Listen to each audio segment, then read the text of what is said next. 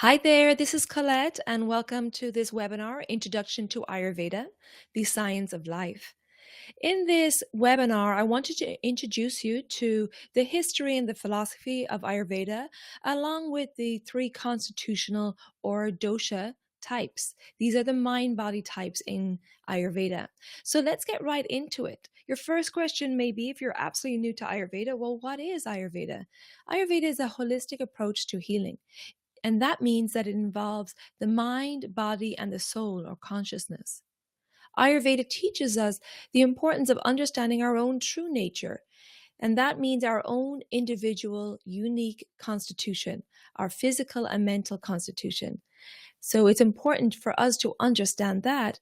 But Ayurveda also emphasizes the importance of living in tune with the natural rhythms of Mother Nature.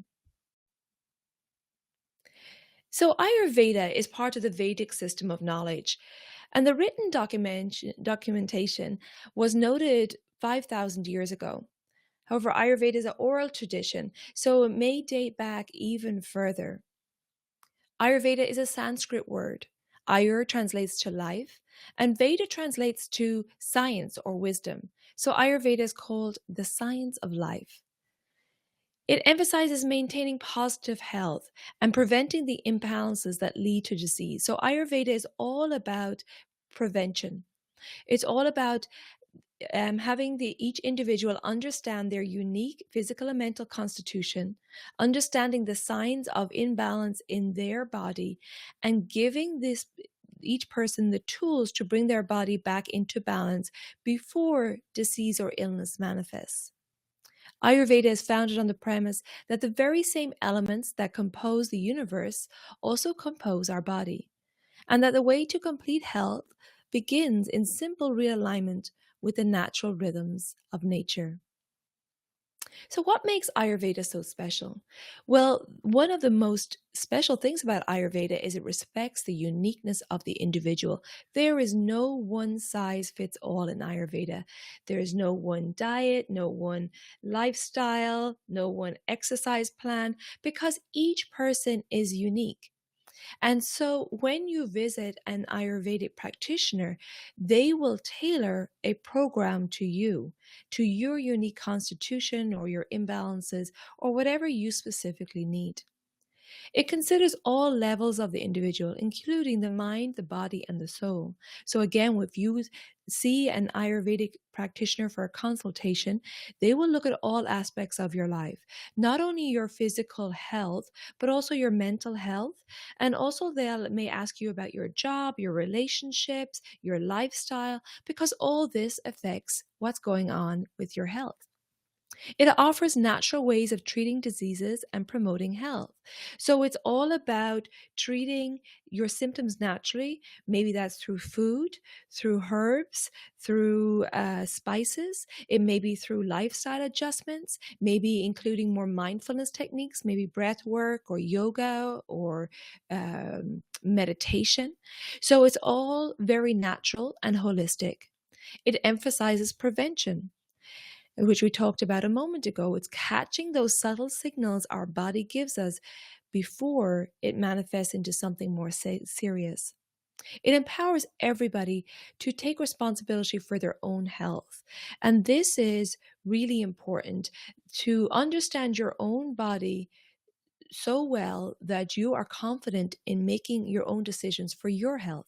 Because after all, you're the one experiencing those pains or aches or those symptoms. So you know better than anybody else what your body needs. And this is what Ayurveda wants to do, to educate you on your unique constitution, and then to give you the confidence and the tools to bring yourself back into balance naturally and to eliminate any of those health problems.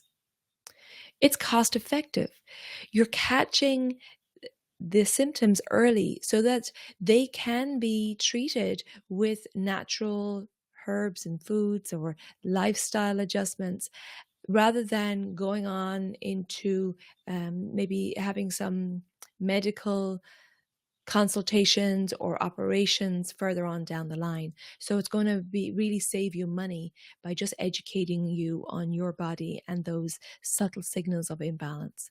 Also, it's logical and it works.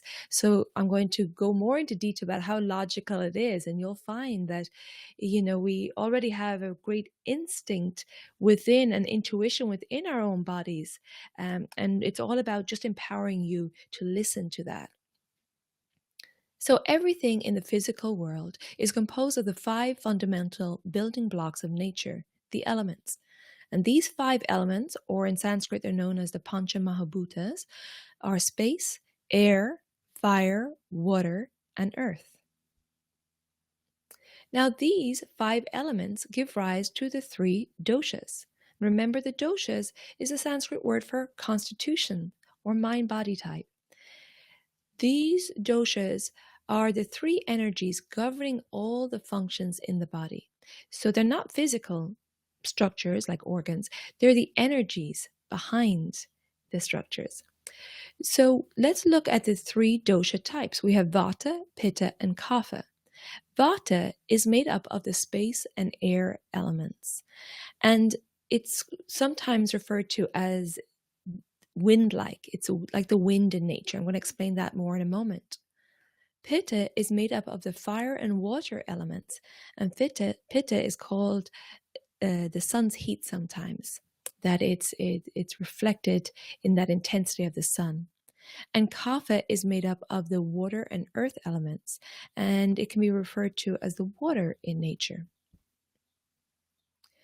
So determining your Prakriti, and Prakriti is a Sanskrit word for constitution, determining your unique physical and mental constitution is so important, because you have to really understand yourself before you can go out into the world and help others or make decisions for your life, or just to feel empowered in life. So really figuring out yourself first, doing that self-study, is going to stand to you for the rest of your life.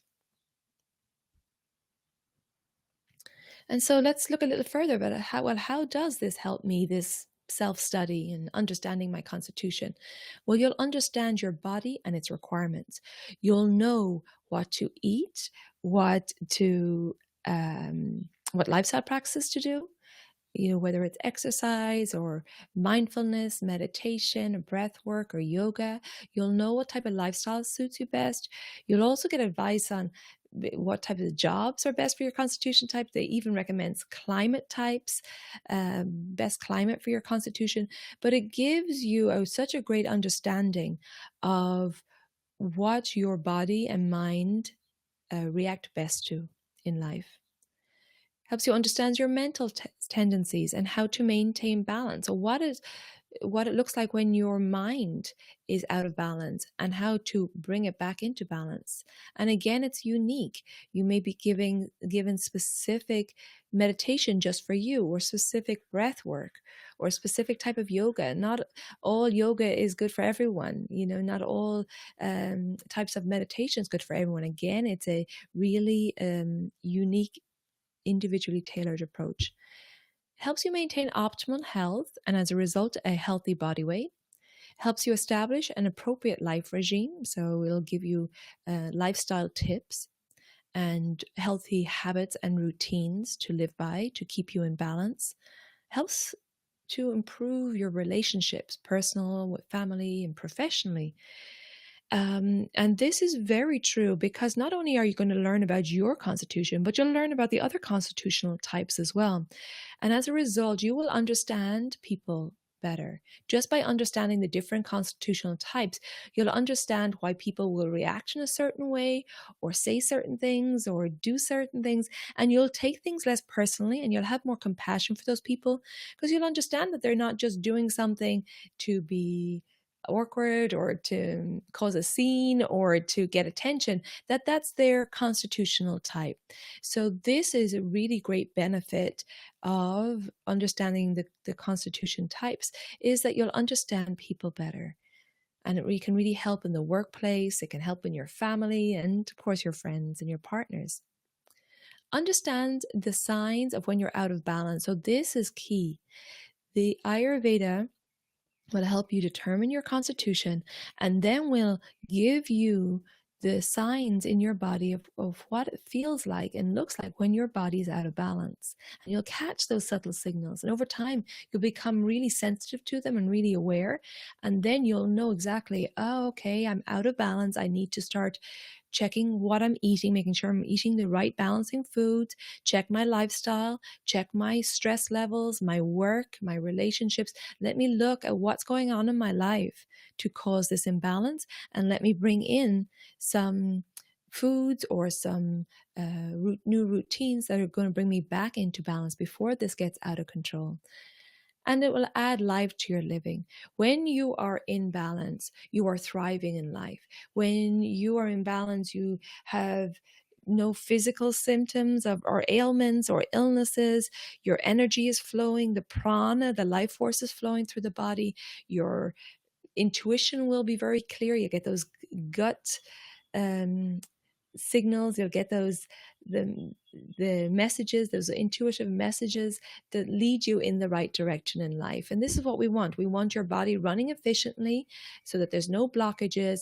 We want your mind clear, and we want you to listen to your gut and listen to your body. So now let's start looking at each of those constitutional types. Vata. We talked about Vata is made up of the elements of space and air. And Vata is said to be the energy that, one that gives energy. And in nature, Vata is like the wind, constantly moving and scattering things around. It's the energy of action, transportation, and of movement. So Vata is responsible for all movement in the body. Now think about what requires movement in the body. Of course, we have the blood, and we have breath is movement. We have the menstrual cycle. We have birth is movement. So all movement, digestion, elimination, all that is Vata in the body. So we can see that Vata is very important and needs to be in balance in order to function correctly. Let's look a little deeper into Vata. You can see a typical Vata person here, long and lean. So either the Vata people are long and lean, or they may be short or petite. They often will have an oval face and small eyes, may have dry skin and thin hair. They may have a variable metabolism and a variable sleep pattern. Remember, we said that Vata was like the wind, and there's a lot of variability in the body. They may have a deviated septum in the nose. They may have gaps in the teeth. So you'll see a lot of variability in their physical structure as well. They talk a lot, they walk a lot, they may complain a lot. Vata people are very intuitive, very imaginative, artistic. So a lot of actors and actresses and artists and dancers have a high Vata constitution. They're always on the go. They love to travel. And their mind is always on the go too, being like a busy bee, constantly going, coming up with creative ideas. So for Vata people, being creative in life is important. Working in jobs like sales and marketing, where you're coming up with a creative idea, is wonderful. And Vata constitution types may get bored if they're stuck in a project for a long time. So that's why sales and marketing is so good, because they could come up with a creative idea and then pass it along to another team, and they're out getting the next contract in, or the next sales call. So they like that, wearing a lot of hats, doing a lot of things, having a bit more freedom in their job. It would be absolute torture for them to be seated at a desk all the time. They're born warriors, and they can feel anxious or nervous. So when a Vata person's out of balance, they may feel more anxiety in their body. And their mind can often be in the future. So for a Vata person to focus on being the present is really important. Meditation and breath work. Their slogan will be, "Can I change my mind?" So that's a Vata characteristic. And before I go forward, I want to mention that we each have Vata, Pitta, and Kapha in our bodies, just in different ratios. And our constitution is determined at birth. We get it from our parents. So this constitution stays the same throughout our life. And again, we're each unique because we'll all have different ratios of each dosha in our body. You may be primarily Vata with a little Pitta, or you may be Vata, Pitta, and Kapha. And again, it varies. So this is why it's important to consult with an Ayurvedic practitioner to determine what your true nature is, your true constitution. So, like I said, this constitution does not change throughout your life. However, it can go in and out of balance. And let's look at that now, what it looks like when a Vata is out of balance, when a Vata is vitiated. There will be dryness in the skin, the lips, and the hair. If we think of Vata like the wind, and the wind comes in and there's too much wind, it dries everything up. There may be cold hands and cold feet. Constipation, again, drying of the stools, dry, cracking, stiff joints. There may be some nerve pain. Again, remember, Vata is responsible for movement in the body, so it could cause nerve pain. It could cause insomnia, where the mind is spinning and it's hard to get to sleep and settle the mind. There could be muscle fatigue, spaciness, dizziness, tremors, and tingling. Again, are that movement out of control in the body, so it's too much Vata. Gas, bloating, burping, and gurgling in the stomach are signs of an imbalance in Vata. Fear, anxiety, nervousness, insecurity. The mind is moving too much. There's a high mind spinning going on. Feeling restlessness, racing mind, or just feeling highly strung, like you just can't sit still. You're constantly on the go. And it may also result in confusion and possible depression. So these are signs of a imbalanced Vata, where there's too much Vata in the body.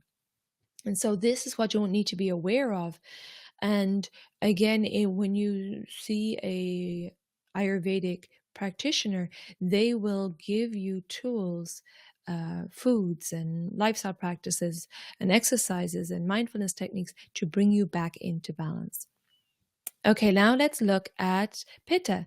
And Pitta, we said, is made up of the elements of fire and water. And Pitta is one that produces heat or anger. In nature, Pitta is like the sun's heat, giving light and transforming things. It's the energy of transformation, conversion, and digestion in the body. So Pitta characteristics, the physical characteristics are medium build, medium height with strong muscles. Pitta constitutional types, they may have a sharp nose, meaning like a long pointy nose, really sharp intense eyes, sharp chin and maybe pointed, and a sharp tongue. They may make some biting sharp remarks that can really sting with other constitutional types. They may have a receding hairline, early graying or balding. Pitta doshas are very good speakers. They speak to the point. They may be CEOs or managers, leaders in their community, politicians. Again, really good speakers. They're very precise. They get to the point. There's no beating around the bush. They like to interact for a purpose. They're not very good with small talk. They're very good goal setters and list makers. They really plan everything ahead. Always on time. Their mind is like a bull. Once they make a decision, they are on it. It's very hard to get them off track.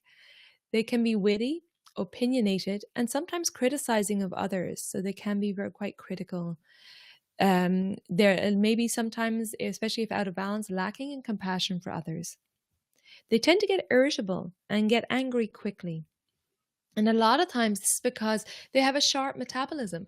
They are always hungry. Remember, the Pitta is the energy of digestion. So they really digest things fast. So Pitta constitutional types should have snacks on them, because if they don't, they're going to get hangry.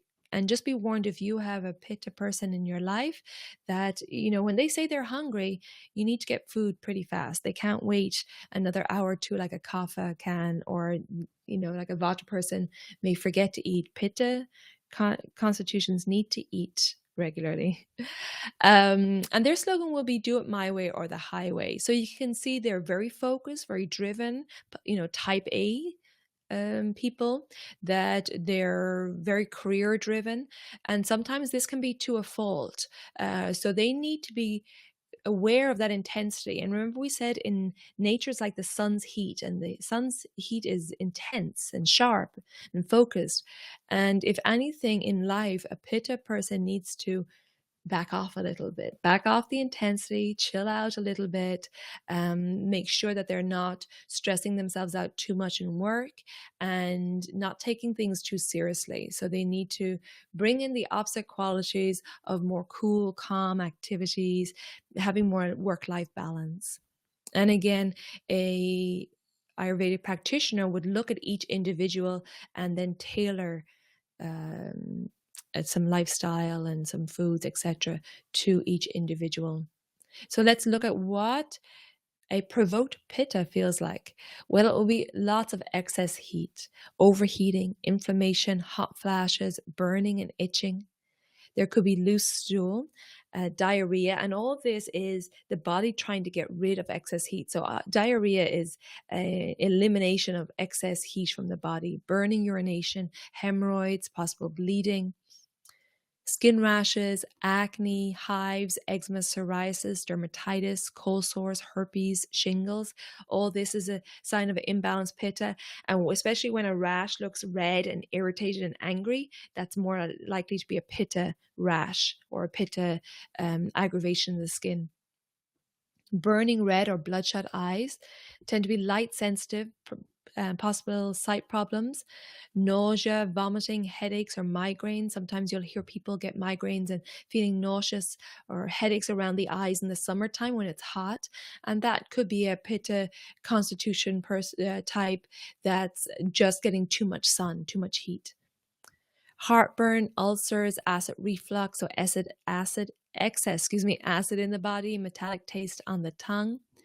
Then emotionally, an imbalanced pitta will experience anger, impatience, frustration, irritability, intolerance, possible jealousy, being overcritical, overanalytical, suffering from premenstrual irritability, and also having perfectionist tendencies.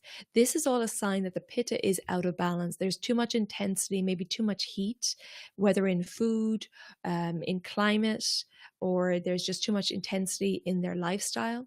And so this needs to be brought back into balance. Again, so if you're primarily a pitta constitution, you need to be aware of these signs in your body. And these are all signals from your body that, hey, you need to give me some attention. Otherwise, I'm going to have to manifest this into something bigger. So you will stop and pay attention. So the body is just so intelligent, and it gives us all the feedback we need. We just need to tune in, because unfortunately, we've lost that instinct of tuning into our body. Finally, we're going to look at Kapha. And Kapha is made up of the elements of water and earth. And Kapha is said to be one that helps to connect. In nature, Kapha is like water, as 2/3 of the earth is comprised of water. 2/3 of the physical body is also comprised of water. It is the energy of construction, lubrication, and nourishment in the body. So if you think of water and earth together, it makes clay. So it's like the building blocks. It's the construction and also the lubrication in our body. So the Kapha characteristics, well, you see by the image here, Kapha people tend to be well built, full bodied, have rounded features like rounded face, rounded nose, and eyes. They have long, thick, luxurious hair. They have a loving, nurturing, caring nature. The real peacemakers. They want everyone to be happy. They have great endurance. They tend to be a little bit lazy and lack that pitta motivation, that pitta fire. But when they do get moving or up and going, they can go for long periods of time. They have a strong immune system, hardly ever get sick. They're great listeners, and they speak very little. So they're really good for listening and really helping and wanting to be there and comfort people. The Kapha tends to cause weight gain, so they may suffer from weight gain and possible obesity. Their mind and their body tends to be a bit lazy. So the mind tends to be a bit heavier, and they tend to need some stimulation, need to, a friend or partner, someone to have them get up and go, because they like to follow others. They don't really like to lead the pack. They get attached very quickly to people and things and have a hard time letting go. They can be, if out of balance in particular, can be a little bit possessive, and they just want everybody to be happy. Their slogan would be, "Don't worry, be happy." So they have a real happy-go-lucky, jolly character. But when a kapha is clogged, when a kapha is imbalanced, it can lead to congestion and mucus and colds and coughs, sinusitis, and possible asthma. So there's a lot of buildup and excess in the body when a kapha is imbalanced. There may be mucus in the stool or urinary stones, possible yeast infections. When a kapha person's imbalanced, they will feel a low, heavy energy, real depletion, real lethargy, no get up and go. There may be itching or hives or cold sweats. A kapha person, when imbalanced, will suffer from slow digestion, which will lead to weight gain and water retention. Again, there may be drowsiness, excessive sleep, so sleeping for long periods of time, which can really aggravate a kapha person. There can be nausea and excessive saliva, so excess water in the body. Brain fog and depression can also be signs of imbalance. Stagnation, hidden emotions, so just feeling that stagnation and the heaviness of kapha in the body. Feelings of possessiveness, attachment, withdrawal, like hoarding things or feeling attached to people. All these are signs of imbalance in kapha. So again, if you're a kapha dosha, primarily kapha, higher numbers in kapha in your constitution, well, then you need to be aware of these signals and notice if your digestion is getting slower, if you're feeling more lethargic, that you need to review what's going on in your life to cause this imbalance and then address it there and then so that it doesn't again go and manifest into something more troublesome. So, well, what do you do with all this information? Well, you've got a little bit of an insight into the three constitutional types of Vata, Pitta, and Kapha. And again, just to remind you that we each have, two or three of those types in our body. And we each have different ratios. And this constitution is determined at conception. It does not change. However, it can go in and out of balance. And it will go in and out of balance for a number of reasons. It could be what you're eating, it could be your stress levels, your lifestyle, how you're exercising. It could be the season, could be the stage of life you're in. So what I suggest for you next is to really determine your unique physical and mental constitution. And below this webinar, I have the Ayurvedic Constitution Analysis form. And this is a general form that gives you, asks you several questions, and you answer them how you've been in general throughout your life before you kind of had to fit in or conform. So think back more to childhood and how you were naturally before you kind of had to fit in. And this will give you a general sense of your constitutional type. And you don't want to answer in the present day because you could be suffering from an imbalance right now. So again, thinking about how you've been throughout your life, throughout the span of your life when answering these questions. And then I highly recommend that you seek out a Ayurvedic practitioner and have a consultation. And this is money well invested because it will help determine your unique physical and mental constitution. And the Ayurvedic practitioner will take your questionnaire. And this is just really the start of it. This is just a general kind of get the conversation started, and then they'll go more in depth and asking you questions on your lifestyle, on your foods, on your health, of course, on your work, on your stress levels, and we'll look at everything in your life and help you determine what your unique physical and mental constitution is, and then we'll determine if you have a current imbalance. And by understanding your unique constitution, we already mentioned that it will help you really take charge of your own health.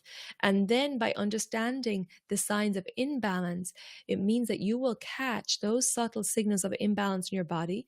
The Ayurvedic practitioner will educate you on how to bring yourself back into balance and prevent disease or illness from taking hold in your body or in your mind. So really, I wish we were taught this at a very young age. because it would really help us in our life with lots of decisions, because not only will it help our health, but it will help us decide on careers and lifestyles, and have more confidence in our decisions, because we're all unique and we're here to live our true nature and to be our unique selves, not to conform to anything else. So Ayurveda celebrates the uniqueness of each individual, and I think it's important to understand and do this self-study so that you can go forward and live in your true nature. Remember that there's no one size fits all. It's about understanding yourself, your body, getting in touch with your intuition, that gut instinct that you have. You just need the confidence to listen to it a little bit more. So I highly recommend that you invest time in you. And like this quote says from Jay Woodman, love yourself enough to take care of your health, of the body, the mind, and the soul as a top priority. Then you'll be fit to face anything in life. So self-care should be a top priority for you, because unless you are in true health and you're feeling good, you can't be of help or assistance to others. So along with the constitution analysis form under this webinar, I also have an offer for a free 30-minute consult. So what I recommend you do, print out the constitution analysis, complete it, and then take the questionnaire that I have given you, the questionnaire that gives you the free 30-minute consult. And then we can chit chat a little bit about your constitution and see if you have any questions. And we'll just do a general overview of your constitution, and I'll give you some questions, or excuse me, answers to your questions. So check out the constitution analysis, complete that form, and then you can go ahead and do the questionnaire. And at the end of that questionnaire, you'll fill in your contact details, and I will be in touch, and we'll set up a 30-minute chit chat online. We can do it by phone or Skype or FaceTime, and we can answer some of your questions and get your journey started. My objective is to help each individual have the confidence and empower them to take charge of their own health, but not only their own health, but their own life, to live a life of optimal health and vitality, living their true nature and purpose. Thank you for listening, and I look forward to chatting with you soon. Take care and be well.